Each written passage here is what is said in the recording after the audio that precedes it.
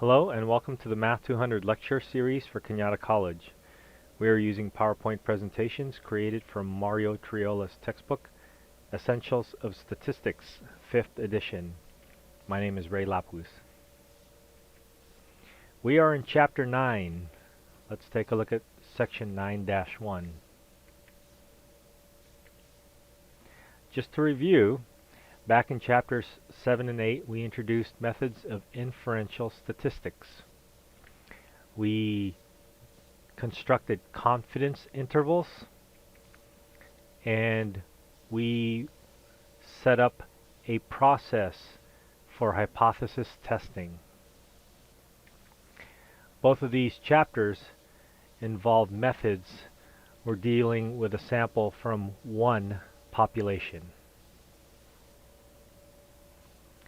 The idea behind this chapter is to take a look at the same methods that we were doing, except now testing or constructing confidence intervals for two populations. Let's take a look at some examples.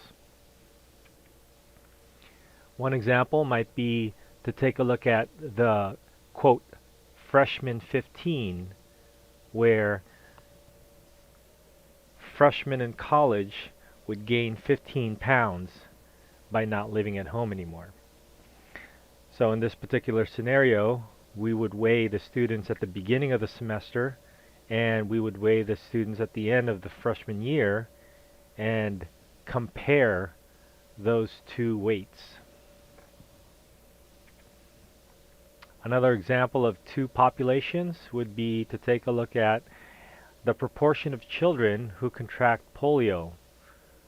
And we can separate the two groups, where one group is given a special vaccine and then another group is given a placebo, which is a non-vaccine. And then one more example, we could take a look at subjects treated with Lipitor have a mean cholesterol level that's lower than those who are not given Lipitor. And so these are examples where we're considering two populations and we're testing a particular claim that compares the two populations. So the first and the third example are looking at the mean of the two different populations, and then the second example takes a look at the proportion.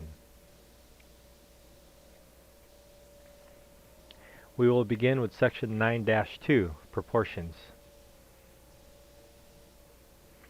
So in this section, we will take a look at a hypothesis test about two proportions, and we will also construct a confidence interval to find the difference between the two population proportions.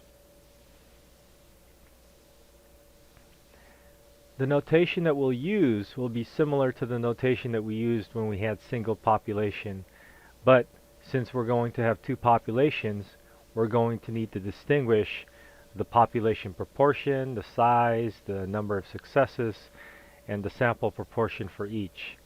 So for the first population, we will just use a sub-1 notation, and for the second population, we'll use the same letters and use a sub-2. Between the two populations, one thing that we might be interested in is the idea of pooling the proportions, and that's simply combining the two samples and combining them into one. So P bar and Q bar would be related to the pooled sample proportion. Now we have requirements like we've had before, where we want to make sure that the proportions are simple and random, and we want to make sure that the number of successes is at least 5 and the number of failures is at least 5 for each of the two samples. Now the test statistic for this is a somewhat extended form of the first one proportion test statistic. Here our null hypothesis will be the idea that P1, the population proportion for the first population, is equal to P2, the population proportion for the second. And so we have the difference in the sample proportions minus the difference in the population proportions. Now, when we're dividing by our special variance standard deviation, we're going to use the pooled proportion, P bar. So the pooled proportion, P bar, and then its complement, Q bar, and then we're going to divide by the appropriate sizes. Now, as we do this computation, it's going to turn out that since P1 is equal to P2, we're going to say that P1 minus P2 is equal to 0. So the computation done by hand would set the second parentheses in the numerator to be equal to 0. When we're testing this, we will be using our Z distribution. And so if you're going to use the table, you're going to use table A2. You're also going to find critical values using table A2. But we're going to see the example done by using the critical values, but we're also going to look at the example by looking at the calculator commands and focusing on the p-value. Our confidence intervals is the same. We have the difference in the sample proportions, that's p1 hat minus p2 hat, and then we're going to say plus and minus the error. And the error is given by, again, similar to our one variable counterpart, except we're going to have the p hat q hat over n, and then we're going to add the second p hat q hat over n for the second population. Let's do an example. Do people have different spending habits depending on their type of money that they have? So this study took a look at 89 undergraduates, and they were randomly assigned into two groups. And they were given a choice to either keep their money or to buy some gum or mints. The claim is that the money in large denomination is less likely to be spent relative to an equivalent amount in many smaller denominations. So large denominations and smaller denominations, that's how we're going to distinguish between the two groups. We want to test the claim at a 0.05 significance level. Here's the data that was collected. So one group was given dollar bills, the other one was given quarters. So it looks like they were just given $1 and a dollar bill, and then the other group was given 4 quarters for the dollar. And then how many people spent money? So for the first group, it looks like 12 people spent money out of 46, and for the second group, it looks like 27 out of 43 spent money. So if we take a look at their sample statistics, the sample proportion is going to be 12 over 46 and 27 over 43 for the second group. And if you calculate the pooled proportion is going to be in the numerator 12 plus 27, those are the x values, and then the denominator would be the sum of the sample sizes, 46 plus 43.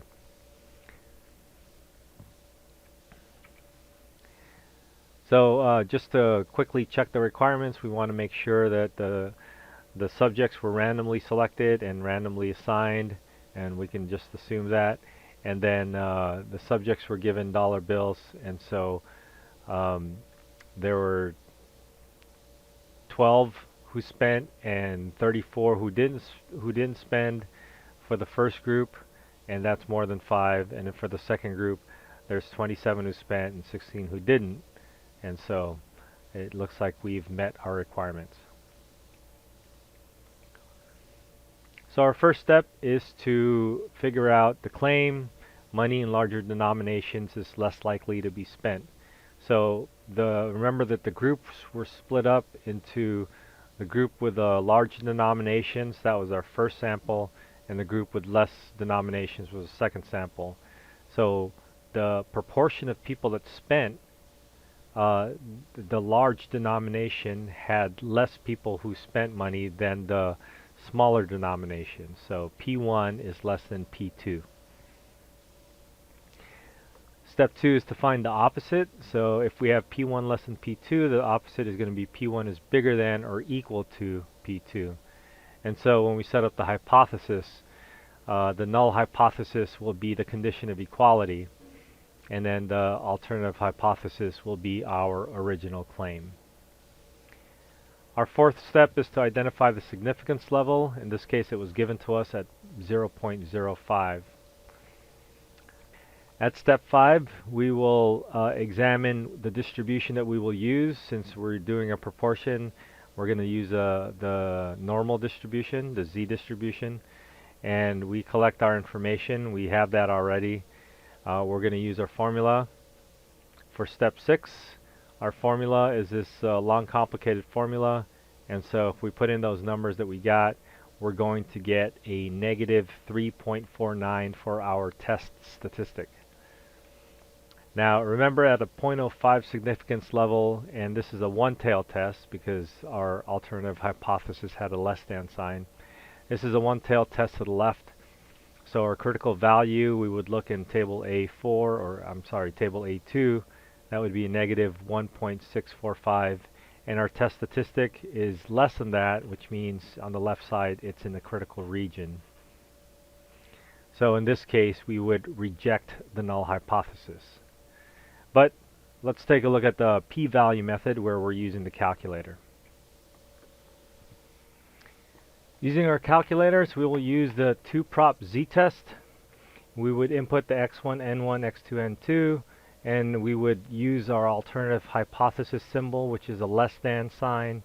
And when we hit calculate, we see that our test statistic is negative 3.487, and then our p-value has an e to the negative 4, which means it's actually 2.439 times 10 to the negative 4.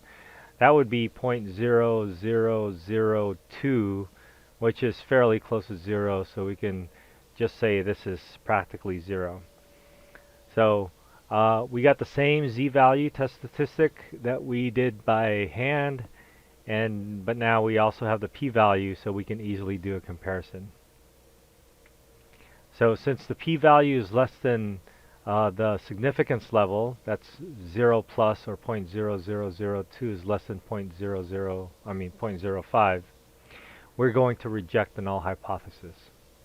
So when we reject the null hypothesis and the original claim was not the null hypothesis, we can say that there's sufficient evidence to support the claim, and then the claim that people with larger denominations are less likely to spend relative to people with smaller denominations.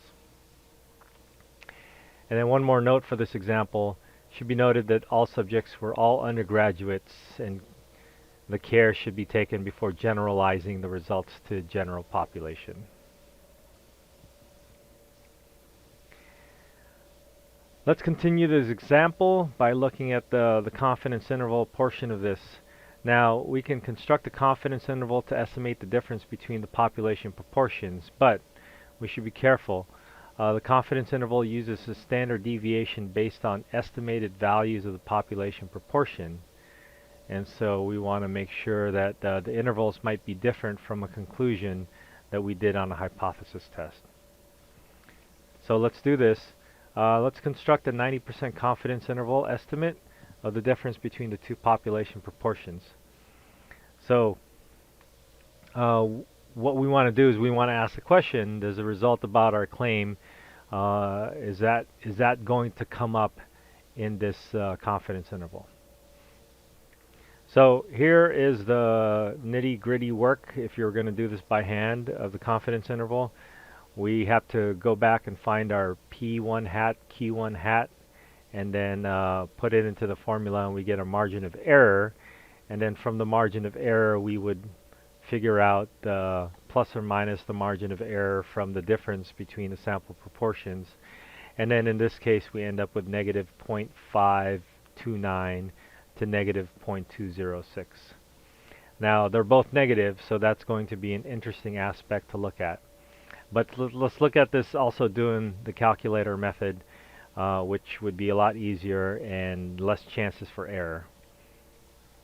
In your calculator, you would go to 2prop-z-int, and then we would input the same values, the x1, n1, x2, n2, and then this time we got our confidence level to be at 90%. And so when we calculate, we get the same results, negative 0.5284 and negative 0.2057. And here they also give us our sample proportions. In any case, we see that these numbers are both negative, and so the confidence interval does not contain 0. If the signs for both of the numbers are either both negative or both positive, then they don't contain 0. And so if it doesn't contain 0, you can imply that there is a significant difference between the two proportions because it strongly sits on one side of 0. There does appear to be a sufficient evidence to support the claim that there's a difference. The money in larger denominations is less likely to spend relative to the equivalent amount in smaller denominations. Okay, that is the end of section 9-2.